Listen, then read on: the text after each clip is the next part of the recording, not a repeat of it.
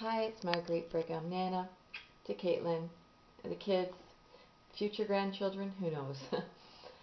It's June 10th, 2014, and a month ago, May 10th, was my birthday. I turned 52, and my life is totally different. Been doing this record keeping for Kaitlyn, and the last two Tuesdays, I decided, because I've been silent for a good year, I'm going to start doing Tuesday talk, and it seems to be a Tuesday walk and talk. So, and I kind of feel like a turtle, I'm popping my head out and I'm sharing a bit of the story, and then I'm pulling back into the shell. So I haven't even really shared or named last week's at all, but 2 weeks ago I started to find my voice and talk about what happened last year, doing this merriment mission on the full moons to gather songs. And I came to Ontario with Paulo, and he had a breakdown, and so I ended up staying here, and he went back to BC. But so I got this idea of showing you the full moon that we did together in April, and it was 2 days later. So I mean, I haven't even looked at it this year. And so what was interesting, so this was April 25th, and we came back to Ontario April 27th, 2 days later, because his dad was dying. So this was an experiment, right? You can see, like, or you can hear. You can't even hear me, right? So it goes all the way to 15 minutes, or something like that. So I'm gonna bring this down, and for 15 minutes or so, and then it'll come back on, and you'll hear, we did sing a song, well, a few songs, but our intent. So I mean, this merriment mission brought great joy and great sorrow, because the June full moon I did with my granddaughter, and it was so full of joy, but the one with Paulo, and then 2 days after, was so filled with sorrow and being ripped away from everything. So what's starting to give me some passion back, some hope, are these books, Anastasia books. So I just talked about it with the video earlier, with my walk and talk video I did on my cell phone. So it's the Ringing Cedar series, and I'm just borrowing them from the library. This one's book 5.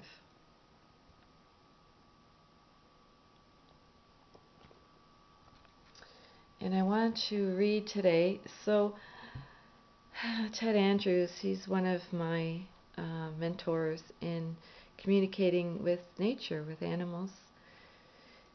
And I did read from this book in, I think it was this book, yeah.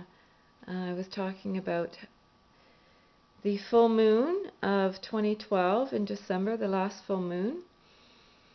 I had dreams about wolves and dogs, and I was telling Kaitlyn that she will read my journals one day. And the sad thing is that all my 18 years of journaling, I don't have anymore. But today, golfing, I saw a turtle, and the one I want to read here until we get back up there of the full moon.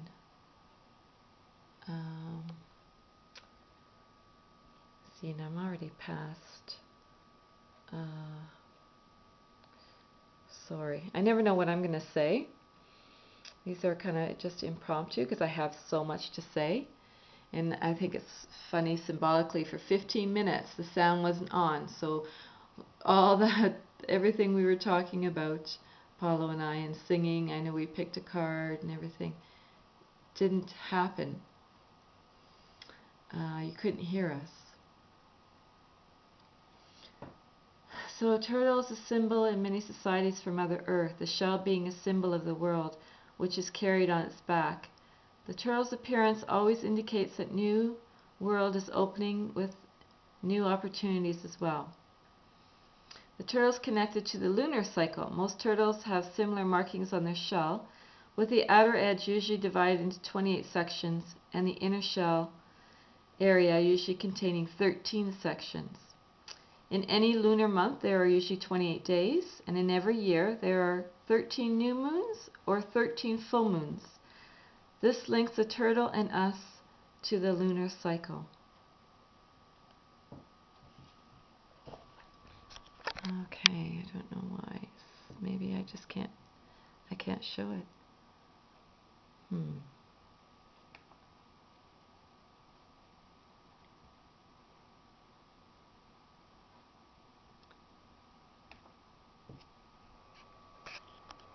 No, still. Oh. Realize how much power the children. We are the children of the earth, and we've forgotten that, right? So we need each other. We need the children, because I want to live this way. Ask the children, what are we doing today? And then follow. And trust that the universe will take care of us no matter what. Let's not let the system blind us to our true natures. It's time to wake up. That's what singing is going to help me do. Because I'm not awake. Not fully. I'm getting awake. I'm waking up slowly. And I have a strong belief. I'm here for a purpose. I'm here for a reason. And I'm asking the children to help me wake up. So this is how our granddaughter knows us, the way we're talking to you right now, because she's back in Ontario, and so we Skype a lot. And this platform is very similar to Skype. So singing with her is such a connection. It helps spur this idea, so it's a good word. It helps trigger, it helps bring it into form. And so one of the first songs that I always like to share every month, and to me it helped manifest it in physical reality, is Twinkle Twinkle Little Star, because it's the song that I first started singing to her. And you know what? On Sunshine Coast, there's so many stars. Not the like in the city. Yeah.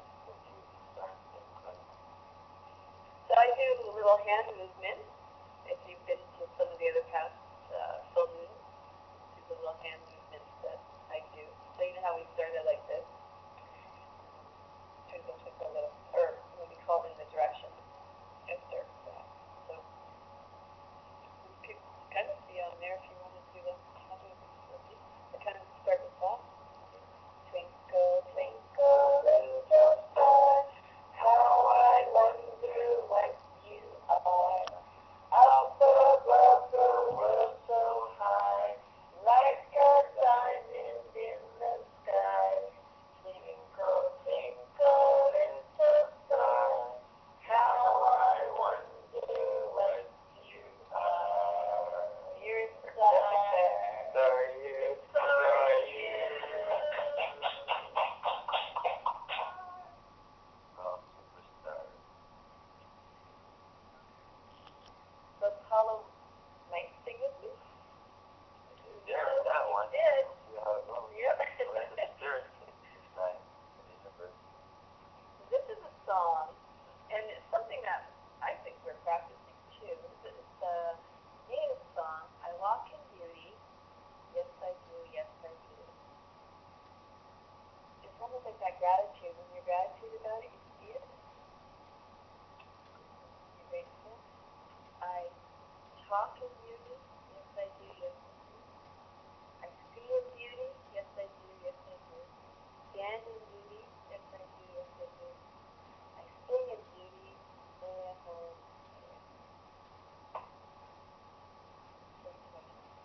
Sure.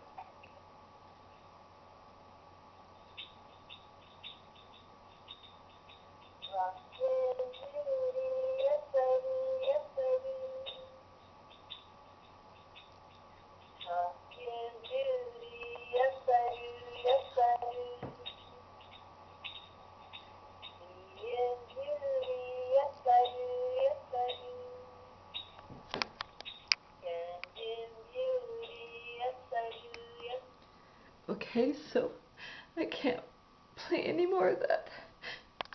It makes me too sad.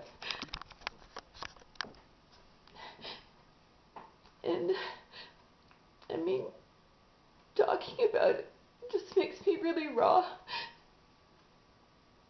and vulnerable.